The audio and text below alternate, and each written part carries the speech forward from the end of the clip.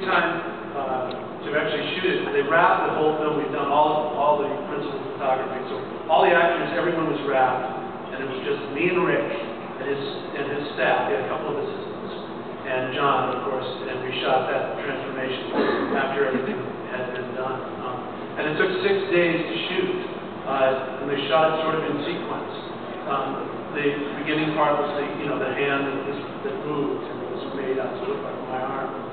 That was like the beginning, but each subsequent stage of it was done in order, more and more hair. And I was in that makeup chair a couple of days, 10 hours a day, for, as I said, a 6-day shoot. So it was a pretty painstaking thing. And what Rick talked about, complaining about, was once he got all the makeup on a certain stage of makeup, there was only so much he could do. So they'd shoot for maybe 45 minutes, and John would go, "Is that all it does?"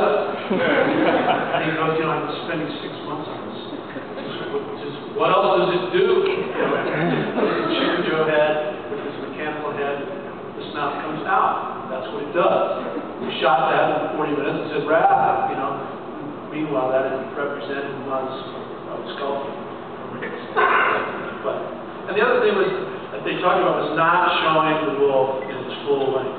I'm trying not to show it. As you see in movies, think of all the movies you see. It's scary until you see a creature, unless it's really, bona fide frightening. And I've always been of that same opinion that don't show it. If there's one little glimpse of it, you see, in the subway, you see it starting to move. It's so much more terrifying to see people's reactions to whatever it could be.